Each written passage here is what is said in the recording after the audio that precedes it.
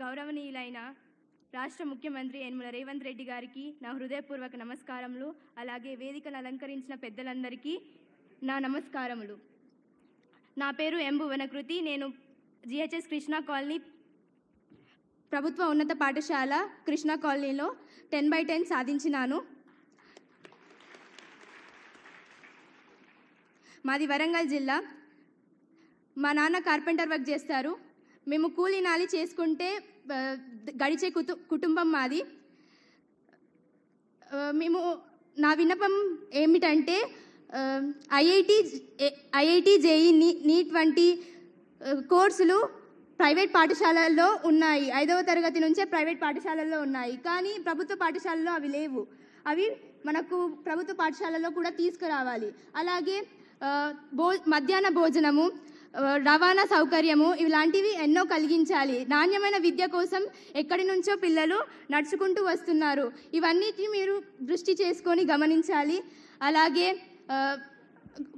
ఉపాధ్యాయులందరూ బదిలీలో వేరే జిల్లాలకు రిటైర్మెంట్లో వెళ్తున్నారు. ఆ పోస్టులు అలాగే ఉంటున్నాయి. కానీ ఆ పిల్లలు సబ్జెక్ట్ అందడం లేదు ఆ పిల్లలకు. సో ఆ పోస్టులను భర్తీ చేసేసి సబ్జెక్ట్ అందేలా చూడాలి.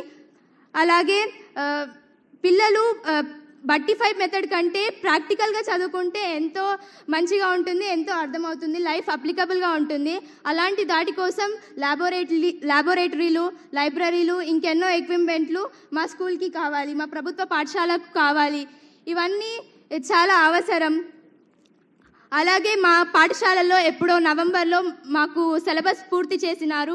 అలాగే మేము రివిజన్ కూడా చేసుకున్నాము. అలాగే ప్రైవేట్ పాఠశాల విద్యార్థులు గవర్నమెంట్ స్కూలా అని అన్నారు. కాకపోతే వాళ్ళందరికీ వేలెత్తి చూపేటట్టు 10/10 జీపీఎస్ సాధించి ఆదర్శంగా నిలిచినాను నేను.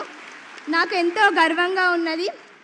అలాగే ఇక్కడ ఉన్న అందరి మిత్రులకు 10/10 జీపీఎస్ సాధించిన మిత్రులందరికీ కూడా ఇప్పుడు ఇంటర్లో అందరికీ ఫ్రీ సీట్ అంటే ఉచిత సీట్ రావాలనుకునేలా చూడాలని నేను కోరుకుంటున్నాను.